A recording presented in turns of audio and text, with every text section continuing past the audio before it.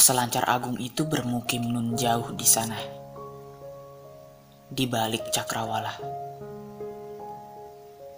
Ia tidak memerlukan ombak. Ia tidak memerlukan angin. Ia tidak memerlukan gelombang lautan yang tinggi, di mana para peselancar dari berbagai penjuru bumi biasa terbang di atas buih memutih, bagaikan dewa-dewa laut yang muncul tiba-tiba dari dasar samudera. Karena selalu ada ombak yang bergulung hanya untuk peselancar agung itu saja, yang tak akan pernah bisa digunakan peselancar manapun, betapapun terampilnya, betapapun jagonya, karena ombak itu memang hanya ada demi peselancar agung itu, yang akan selalu datang dalam pesona kegemilangan yang menakjubkan.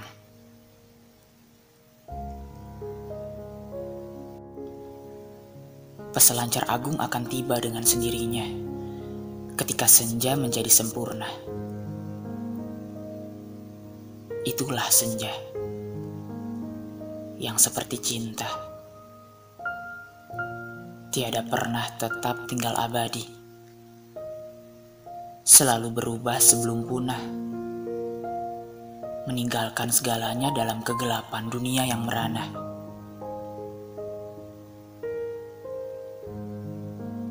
Senja yang sempurna tidak terjadi setiap hari. Di kota, di mana pelangi tidak pernah memudar itu. Tidak semua senja hadir dengan langit yang semburat merah menyala-nyala, bagaikan sebuah jeritan ketika bola matahari yang membara itu hilang lenyap dan tenggelam di balik kaki langit. Seringkali senja hanya kelabu saja. Langit kelabu, bumi kelabu, kemudian hujan pula. Kadangkala awan gemawan begitu banyaknya, terapung di segala tempat seperti perahu kapas, menyembunyikan cerita senja. Sebuah peristiwa ketika matahari seperti bola yang melesak ke balik cakrawala, yang selalu mengingatkan manusia betapa keindahan yang sempurna hanyalah sesuatu yang semu saja, seperti kebahagiaan yang lewat melintas dalam kenangan terbatas.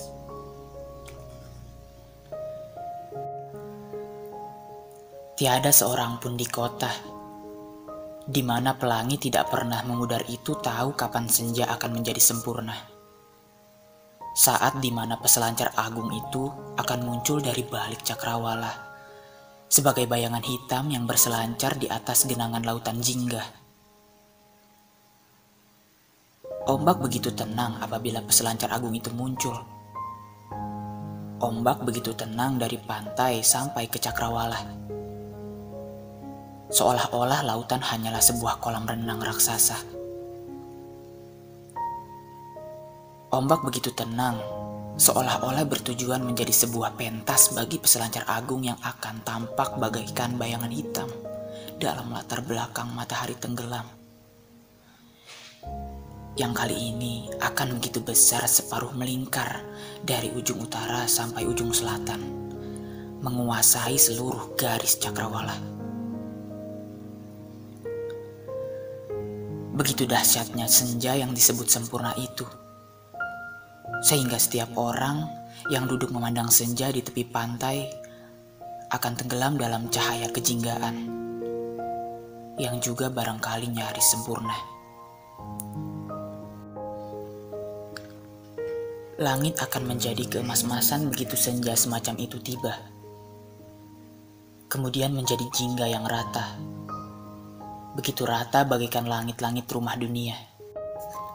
Lantas semburat merah setelah matahari tenggelam, begitu menyala, begitu berkobar, sebelum akhirnya menjadi merah tua dan menggelap tiba-tiba. Peselancar agung itu akan muncul dalam suatu pementasan langit yang luar biasa. Langit yang seolah menyala karena api yang menjilat-jilat dunia. Peselancar agung itu akan muncul tepat dari tengah-tengah matahari yang sedang terbenam itu, bagaikan muncul dari dalam sebuah kuil cahaya yang sedang tenggelam. Pada mulanya ia hanya sebuah titik hitam yang lama-lama membesar, melaju di atas gelombang seperti terbang. Apabila peselancar agung itu muncul, maka orang-orang di tepi pantai merelakan dirinya untuk menjadi terpesona. Sudah terlalu lama orang-orang yang datang ke kota di mana pelangi tidak pernah memudar itu merasa kehilangan rasa terpesona terhadap apapun yang ada di dunia. Sudah terlalu banyak hal mereka mengerti. Sudah begitu banyak hal mereka pahami. Sehingga tiada apapun yang tetap tinggal sebagai rahasia. Maka mereka sungguh bahagia untuk menjadi terpesona, memandang peselancar agung yang terbang di atas papan luncur keemas-emasan itu, meluncur terbang di atas lautan yang tergenang jingga di bawah langit yang merah membara.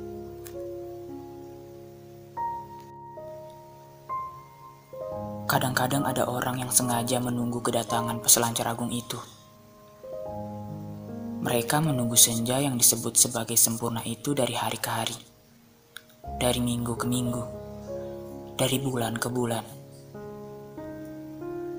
Ada yang menunggu sampai setahun lamanya, lantas pergi dengan putus asa.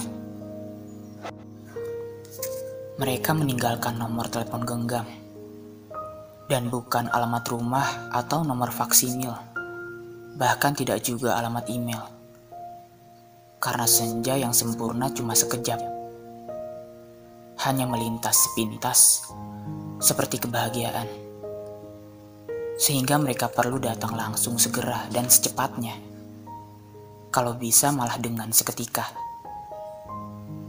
Jika kebetulan sedang berada di dekat-dekat kota, di mana pelangi tidak pernah memudar itu. Ada yang membayangkan bisa segera menukikkan pesawat yang sedang dikemudikannya sendiri ketika peselancar agung itu muncul, menyusul terbang di atasnya. Bukan untuk memuaskan rasa penasaran dengan memotretnya dan semacamnya, melainkan supaya bisa menjadi bagian dari kebahagiaan dan keagungan itu. Apabila dengan pesawat jet atau capung atau speedboat, mereka bisa mengejar laju peselancar agung dan meluncur berendeng di samping atau di belakangnya, niscaya mereka menjadi bagian dari pesona itu. Syukur-syukur ikut lenyap dalam misteri besar itu. Lenyap dari dunia yang fana dalam bahagia dan pesona mahadunia. Sehingga mereka tidak usah menjadi bagian dari dunia yang menjadi gelap tiba-tiba ketika kehilangan senja. Hanya bertemankan lampu-lampu temaram kafe yang selalu bising, di mana orang bernyanyi dan berteriak keras-keras, sia-sia menolak derita dunia. Senja yang sempurna memang tidak terjadi setiap hari di kota, di mana pelangi tidak pernah memudar itu. Namun senja yang belum sempurna, cuma yang nyaris sempurna, masih juga sebuah senja yang boleh dikatakan indah. Bagaimana mungkin langit yang kemerah-merahan itu yang telah menyepuh awan gemawan menjadi kereta-kereta senja keemasan tidak akan pernah terasa indah? Matahari yang membara seperti besi tua di tungku pembakaran yang membenam ke dalam laut telah membuat laut menjadi jingga. Lautan adalah jingga yang rata dengan perahu layar melintas matahari di cakrawala. Senja semacam inilah yang membuat setiap orang merasa harus jatuh cinta, yang membuat orang-orang memburu cinta. dan akhirnya membuat orang-orang menjajakan cinta di pantai, di mana segalanya telah menjadi keemas-emasan. Orang-orang laki maupun perempuan yang tubuhnya separuh telanjang dan berajah gambar hati ditusuk anak panah tanda cinta. Menjajakan cinta di atas pasir dengan rambut dikelabang. Papan-papan iklan bertebaran sepanjang jalan, di tepi pantai, di depan kafe-kafe yang lampunya temaram. Kerlap-kerlip melawan kegelapan, di mana bau ikan bakar berbaur anggur dengan warna merah senja yang menawan. Di antara orang-orang yang datang dan pergi itu, ada juga yang tetap menunggu sampai bertahun-tahun. Mereka bekerja atau menggelandang di kota itu, tidur di emper toko, di pantai, atau di bawah pohon beringin, sampai koran setempat menjulukinya para penunggu.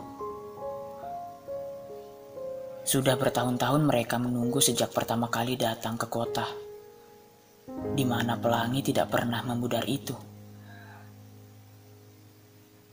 Cerita tentang peselancar agung itu sudah lama mereka dengar, dan mereka suka membayangkan bagaimana peselancar agung itu akan datang. Matahari senja akan begitu besarnya, sehingga ketika separuh tenggelam, itulah peselancar agung akan muncul di balik cakrawala. Seolah-olah keluar dari tengah-tengah matahari itu. Ia akan muncul dari kegemilangan cahaya senja yang menawan, di atas papan luncurnya tanpa terlihat repot menjaga keseimbangan. Ia berdiri begitu saja mengangkat kedua tangannya, dengan payudara terbuka antara sedang berdoa atau memberi berkat kepada dunia. Apabila ia muncul, maka langit merah membara itu bagaikan kain yang tersibak, bergetar-getar ibarat kain tertiup angin. Apabila peselancar agung itu muncul, lautan memang menjadi tenang, tetapi udara bergelombang, angin menderu, dan ombak bergulung hanya demi papan luncurnya yang keemas-emasan. Ia meniti buih yang bergulung menghadirkan sebuah pemandangan agung. Para penunggu menganggap bahwa kemunculan peselancar agung itu akan memberikan suatu pencerahan.